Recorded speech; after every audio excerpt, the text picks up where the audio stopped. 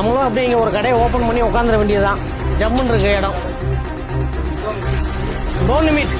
2 minute में गरम हो जाएगा, भात में नान मारेगा. ஹைதராபாத்ல இந்த மாதிரி நிறைய வகையான ஃபுட் எல்லாம் தயார் பண்றாங்க. சூடா அடுப்புல இருந்து எடுத்த உடனே என்ன பண்றாங்கன்னா மேல அப்படியே நெய் தடவி விடுறாங்க லைட்டா. ஹாய் गाइस, வெல்கம் டு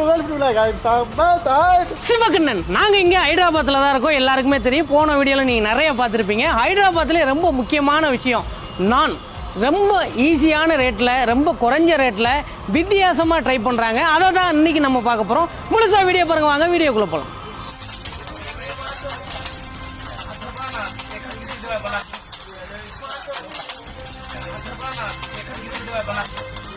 ஒவ்வொரு ஊருக்கும் ஒவ்வொரு உணவு பழக்க வழக்கம். நார்மலா ஹைதராபாத்ல காலையில பிரேக்ஃபாஸ்ட்டுக்கு வந்து இந்த நானை தான் ரொம்ப விரும்பி சாப்பிட்றாங்க. கிட்டத்தட்ட பார்க்கறதுக்கு பன்னு மாதிரியே தான் இருக்கு. அதை எப்படி மேக் பண்றாங்க அப்படின்றத இன்னைக்கு முழுசா பார்க்க போறோம். வித்தியாசமான ஸ்டைல்ல நம்ம பார்க்க போறோம்.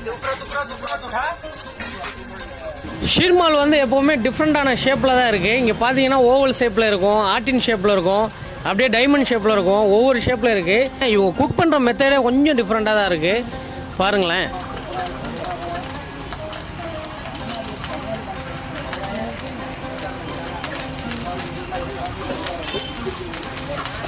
ஷேப்ல வந்து கட் பண்ணி எடுத்துட்டாங்க. நம்மளுக்கு பார்த்தாவே தெரியும் வேற வேற சைஸ்ல.